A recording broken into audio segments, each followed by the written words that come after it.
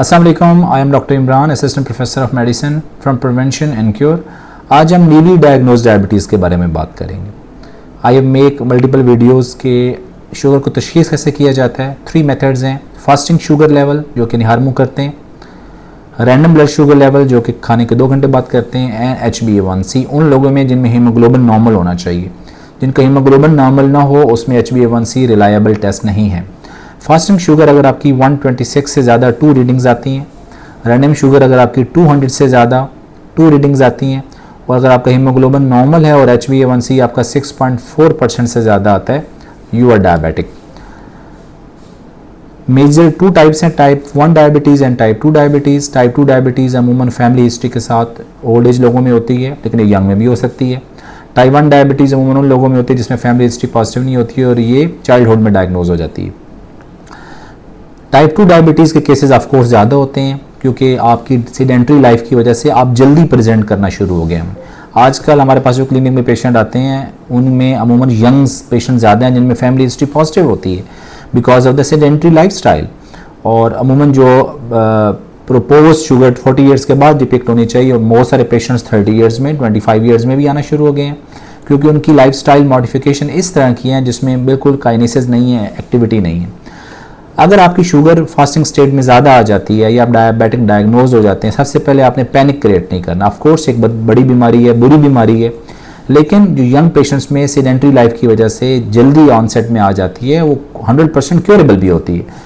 जी हाँ, क्योंकि उसमें ज़्यादा जो रोल होता है वो आपकी डाइट और डेली लाइफ मॉडिफिकेशन का होता है। ऑफ कोर्स फैमिली जेनेटिक्स के ज़रिए भी ये चीज़ आती है, लेकिन बहुत सारे पेशेंट्स को हम रिवर्ट भी कर देते हैं, उसमें बहुत बड़ी लाइफ को चेंज करना पड़ता है।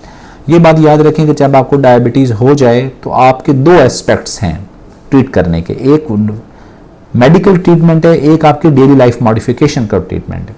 मैं समझता हूँ डेली लाइफ मॉडिफिकेशन के और डाइट के एक्सरसाइज का वेटेज मेडिसिन से बहुत ज़्यादा है, लेकिन मेडिसिन भी ऑफकोर्स ज़रूरी है। आप अपने अथेंटिक डॉक्टर से रब्ता करें, वो 2 एस्पेक्ट्स में आपको ट्रीट करेगा। ये बात याद रखें कि अगर आपको 40 ईयर्स से पहले शुगर हो जाती है और फैमिली हिस्ट्री पॉजिटिव है, अगर आप अपना वेट 15 to 20% रिड्यूस कर लें तो बहुत चांसेस है आपकी शुगर रिवर्ट हो जाएगी, मोस्ट प्रोबेबली। लेकिन ये एक प्रोसेस 1 डे का, ये मैजिक ट्रिक नहीं है, बल्कि ये एक ग्रेजुअल प्रोसेस है, एक प्रोसीजर में आपको जाना पड़ता है, डिसिप्लिन लाइफ को अडॉप्ट करना पड़ता है। आप उस तरह लाइफ नहीं गुजार सकते जिस तरह आप पहले लाइफ गुजार रहे होते हैं। और ये याद रखें, ये एक रात में शुगर नहीं होती, ये मंथ्स टू ईयर्स में आप नॉर्मल से प्री डायबिटीज़ और फिर डायबिटीज़ में जाते हैं, तो रिवर्जन में भी थोड़ा सा टाइम लगता है, मंथ्स टू ईयर्स लग सकते हैं, मंथ्स डेफिनेटली लगते हैं। दूसरा एस्पेक्ट, आपकी बड़ी अथेंटिक मेडिकेशंस अवेलेबल हैं। अमूमन टाइप 2 डायबिटीज़ में जितनी भी शुगर हो हम फर्स्ट लाइन में इंसुलिन अमूमन नहीं देते क्योंकि वो पहले स्क्रीन ही नहीं होती। जैसे ही हम डेली लाइफ मॉडिफिकेशन करते हैं, ओरल मेडिसिन पे डालते हैं, वो डेफिनेटली मेडिकेशन आपका डॉक्टर आपका सिनेरियो बेस सेलेक्ट करता है। बहुत से लोगों में डिफरेंट मेडिसिन हैं, बहुत से डिफरेंट हैं, ये कैटेगरी बेस होता है। आपकी लाइफस्टाइल कैसी है, आपका प्रोफेशन क्या है, आपका बॉडी बिल्ड कैसा है, आपका वेट कैसा है, उसके मुताबिक वो दवा को सिलेक्ट किया जाता है और उसके मुताबिक उसकी डोज को एडजस्ट किया जाता है विद डेली लाइफ मॉडिफिकेशन। जिसमें डेली लाइफ मॉडिफिकेशन में याद रखें 70% डाइट का रोल है, वो 100% हम पेशेंट को काउंसिल करते हैं और 30% आपकी एक्सरसाइज का रोल होता है। ये बात याद रखें कि एक डायबिटिक पेशेंट बिल्कुल वैसे ही नॉर्मल लाइफ गुजार सकता है जैसे विदाउट डायबिटीज़ वाला पेशेंट लाइफ गुजारता है, लेकिन उसमें डेफिनेटली डिसिप्लिन होना चाहिए, लाइफस्टाइल मॉडिफिकेशन होनी चाहिए।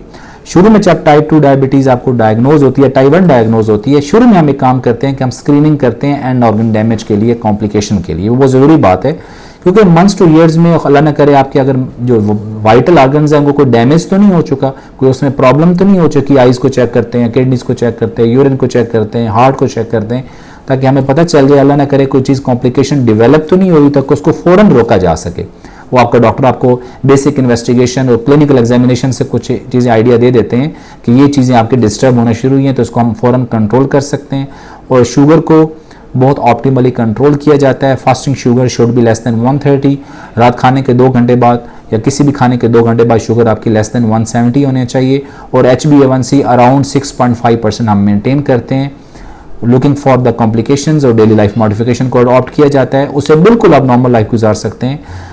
तो ये वीडियो बनाने का मकसद, टेक होम मैसेज ये है कि जब आपको न्यूली डायग्नोज डायबिटीज, पैनिक मत क्रिएट करें, डाइवर्ट ना हो, अपने अथेंटिक डॉक्टर से मिलें। वो 2 एक्सपर्ट्स में आपको ट्रीट करेगा, medical treatment and non medical treatment, जिसमें daily life modification including diet modification and exercise program उसमें डालते हैं, तो आप बड़ा अपना हेल्दी लाइफस्टाइल बिल्कुल नॉर्मल पर्सन्स की तरह ऑप्ट कर सकते हैं। Thank you so much.